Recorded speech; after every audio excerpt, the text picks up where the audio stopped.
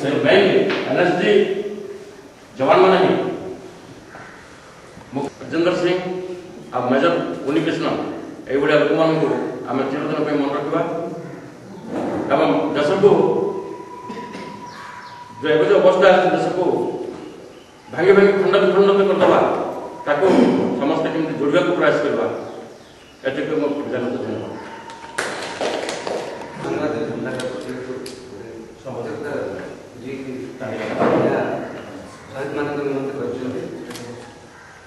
महानी particularly air force navy और कार्मिक university recruit हुए कमांडोज टोटली माने आम मरी कम क्षेत्र एकत्रित कर काम और शहीद मान प्रति मोर श्रद्धांजलि धन्यवाद। 500 वर्ष भितर प्राय 1000 किलोमीटर परिसीमा भितर जिते गुड़िए देश थिले Egypt Algeria Sudan Jordan Syria Lebanon Iraq Iran एवं बल्कान रिपब्लिक्स युगोस्लोविया चेकोस्लोवाकिया ये समस्त देश इस्लाम आगे समर्पण करेगा।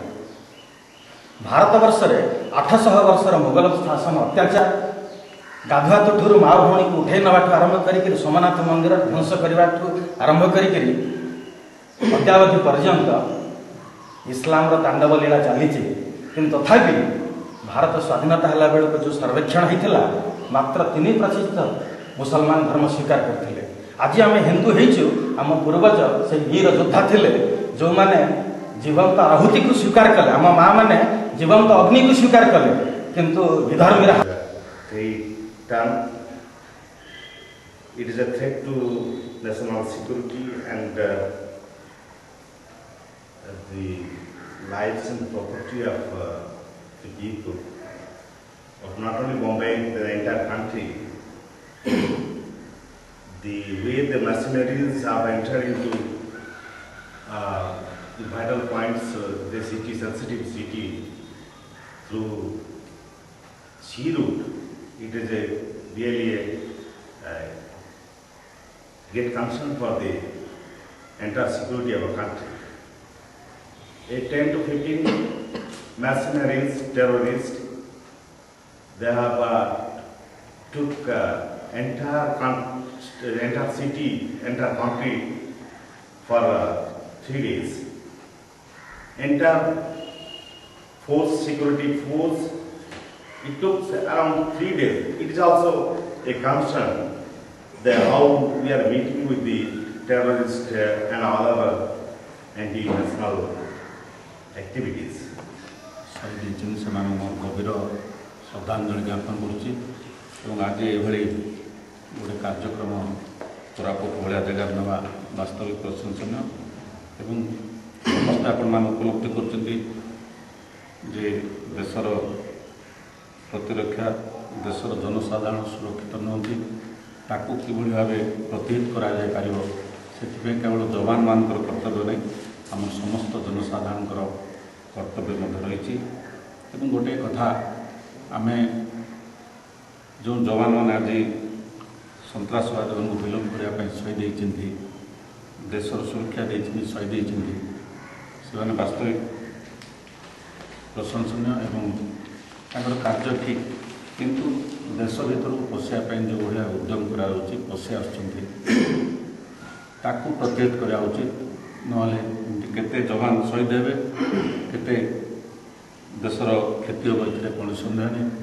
तेणु आज भली दिन में मन पकड़ापी मोर भारी इच्छा है आम मैंने जो गर्व करुले भारतीय मैंने गर्व कर भी केते सार्थकता अच्छी आम अंतर भितर अनुभव कर आज दिन आसी जो प्रकार घटना घटीगला आम क्या कथा अविदित नुहे तेज सबुठ बड़ कथा ताकू आम सार कहला भली गुप्त सार कहला भली आम किपर भाव आतंकवाद को आम पाखर दूरे पार एड़े पार से जो चिंताटी करवा दरकार ये भी समय आसी आम भी भारतर जड़े नागरिक ये विपद केतबेले जे आम पाखु न आसो से कथा किए कह मीटिंग माध्यम आमर जहाँ गत 4 दिन है घटी जाइला बॉम्बे सहर को पूरा धोले देथिला टेररिस्ट द्वारा बहुत लोग प्राणहानि घटला ବହୁତ ଲୋକଙ୍କର ଜୀବନ ଯାଇଥିଲା, ବହୁତ ଲୋକ ଶହୀଦ ହୋଇଥିଲେ। ସେଥିପାଇଁ ମୁଁ ଆମର ଟୋଟାଲ ଇଣ୍ଟେଲିଜେନ୍ସ ଫେଲୁଅର କଥା ନେଇଛି, କ'ଣ କରୁଛି। ସେଥିରେ ବି ମୁଁ ଗୋଟେ ପ୍ରଶ୍ନ ଲୋକମାନଙ୍କୁ ଦେଉଛି ଯେ ପରସ୍ପରକୁ ଚିହ୍ନିଲେ ଆମେ କିଛି ଦେଶ ବିଷୟରେ ବି ସଜାଗ ହୋଇପାରିବା। କାଲି ସକାଳୁ ଯେଉଁ ଜିନିଷ ଆମ ପଡ଼ୋଶୀରେ ଘଟୁଛି ବା ପଡ଼ୋଶୀରେ କେଉଁ ଲୋକ ଆସୁଛି, ପଡ଼ୋଶୀ ଲୋକ ଜାଣିପାରୁନାହାନ୍ତି। ମୁଁ ଏଇ ଶହୀଦମାନେ ଯେଉଁମାନେ ପୋଲିସ ପର୍ସନାଲ ବା କମାଣ୍ଡୋସ୍, NSG ଗାର୍ଡସ୍, ପୋଲିସ ପର୍ସନାଲ ଯିଏ ବି ଆଜି ଆମ ପାଇଁ ଏଇଠି ଶହୀଦ ହେଇଛନ୍ତି, ତାଙ୍କୁ ମୋର ଶତ ପ୍ରଣାମ, ଶତ ସଲାମ, ବନ୍ଦେ ମାତରମ୍। ଗତ ବୁଧବାର ଦିନରୁ ବମ୍ବେ ସହର ଉପରେ ବର୍ବରୋଚିତ ଆକ୍ରମଣ କରିଥିଲେ ମୁସଲମାନ ଆତଙ୍କବାଦୀମାନେ। ସେଇଥିପାଇଁ ପ୍ରଥମେ ଆମେ ସମସ୍ତେ ସେଟାକୁ ନିନ୍ଦା କରିବା।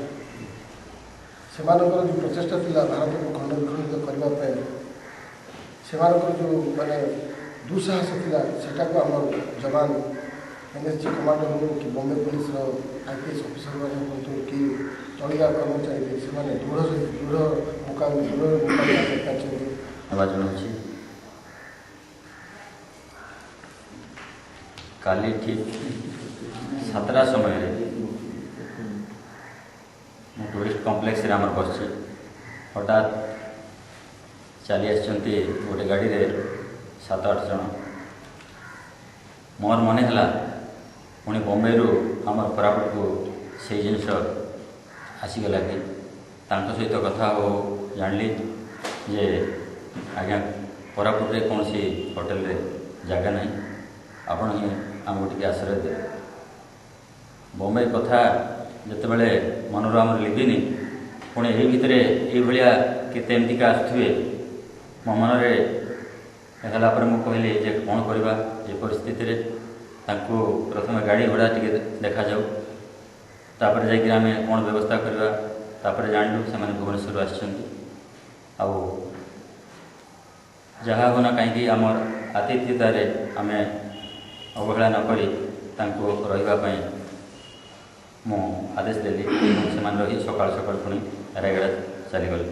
ଏଇଭଳିଆ ପରିସ୍ଥିତି ଆମର ଆଗକୁ ଦେଖାଯିବାର ବହୁତ ସମ୍ଭାବନା ରହିଛି। ମଦ ପିଇ ଖଣ୍ଡାଟିଏ ଧରିଛି, କୌଣସି ଚୋରି କରିନି, କିନ୍ତୁ ପାଟି କରିବା ଦ୍ୱାରା ଯେଉଁ କ୍ଷତିଟା ହେଉଛି, ଅନ୍ୟମାନଙ୍କ ମାନସିକ ସ୍ତରରେ ଯେଉଁ ଭୟ ଯାହା ଦେଉଛି, ନାରୀ ହେଉ ଛୁଆ ହେଉ ଯିଏ ବି ହେଉ, ତା ଚୋରଠାରୁ ବହୁତ ଅପରାଧ ନିହାତି ଭାବରେ ବହୁତ ଜଣଙ୍କ ମନରେ ଭୟ ସୃଷ୍ଟି କରୁଛି। ତେଣୁ ଆମର ଶତ୍ରୁ ବାହ୍ୟ ଦେଶ ଅଛି, ବାହାର ଦେଶଠାରୁ ନିଜ ଦେଶକୁ ରକ୍ଷା କରିବା ପାଇଁ ଯବାନମାନେ ସବୁଦିନ କାମ କରୁଛନ୍ତି। ଏଇ ଯେଉଁ ଆତଙ୍କବାଦୀମାନଙ୍କର ଭୟ, ସେ ମଦ ପିଇକି ଖଣ୍ଡା ଧରିକି ବୁଲିଲା ବେଳେ ଏ ବର୍ତ୍ତମାନ ସାରା ଦେଶରେ ଯେଉଁ ଆତଙ୍କ ଖେଳେଇ ଦେଇଛନ୍ତି, ତାଙ୍କୁ ଯେଉଁ ଦମନ କରିଛନ୍ତି, ସେଇଥିପାଇଁ ସେ ଶହୀଦମାନଙ୍କୁ ଆମର ନିଶ୍ଚିତ ଭାବରେ ଶ୍ରଦ୍ଧାଞ୍ଜଳି ରହୁଛି। ଏବଂ ସେଇ ଶହୀଦମାନଙ୍କୁ କେବଳ 2 ମିନିଟ୍ ଆମେ ସମୟ ଦେଇଦେଲେ ଯଥେଷ୍ଟ ହେବ ନାହିଁ। ଆମକୁ ଚିନ୍ତା କରିବାକୁ ପଡ଼ିବ, ଆମକୁ ସେମାନଙ୍କୁ ସବୁବେଳେ ସହଯୋଗ କରିବାକୁ ପଡ଼ିବ। ଆମ ମନରେ ବି ସେମାନଙ୍କ ପ୍ରତି ପ୍ରେମ ସଦ୍ଭାବ ଜାତ ହେବାକୁ ପଡ଼ିବ, ଯଦ୍ୱାରା ସେମାନଙ୍କ ମନରେ ବି ଆଉ ସାହସ ସେମାନେ ବାନ୍ଧିବେ ଯେ ଆମ ପଛରେ ବହୁତ ଲୋକ ଅଛନ୍ତି। ଯେଉଁ ଅଘଟଣ ଘଟିଯାଇଛି, ସେଥିପାଇଁ ଭାରତବର୍ଷର ସବୁ କୋଣ ଅନୁକୋଣରେ ବି ଏହାର ପ୍ରଭାବ ଦେଖାଯାଉଛି। ଲୋକମାନେ ଜାଗ୍ରତ ହୋଇଛନ୍ତି, ଲୋକମାନେ ନିଜ ନିଜ ଭିତରେ ଚିନ୍ତା କରୁଛନ୍ତି। ଏହା କୌଣସି ନୂଆ କଥା ନୁହେଁ, ଆଗରୁ ବି ବହୁତ ଥର ଏଭଳି ଅଘଟଣ ଘଟିଯାଇଛି। କିନ୍ତୁ ଯେଉଁଠି ଭାରତକୁ ଆସିକରି ଲୋକମାନେ ଯେଉଁଠି ସେଫ୍ଲି ରହିବା କଥା, ଯେଉଁ ହୋଟେଲମାନଙ୍କରେ ରହିବା କଥା, ସେଇଠି ଏଭଳି ଅଘଟଣ ଘଟିଯାଇଛି, ଯେଉଁଠି ଲୋକମାନେ ଆଉ ଭାରତକୁ ଆସିବା ଭୟ ଅଛି। ୟା ଭିତରେ ଆମର ଭାରତରେ ଥିବା ଇଂଲଣ୍ଡ ଟିମ୍ ବି ସ୍ୱଦେଶକୁ ଫେରିଯାଇଛି। ତେଣୁ ଯାହା ହେଉ ଏହାକୁ ମୁକାବିଲା କରିଥିବା ସେହି ଶହୀଦ ଯବାନମାନଙ୍କୁ ମୁଁ ଶ୍ରଦ୍ଧାଞ୍ଜଳି ଜଣାଇବା ସହିତ ବମ୍ବେ ପୁଣି ଥରେ ସେହି ପୂର୍ବ ପରିସ୍ଥିତିକୁ ଫେରିବ, ଏ କାମନା କରିକି ରହୁଛି। ଧନ୍ୟବାଦ।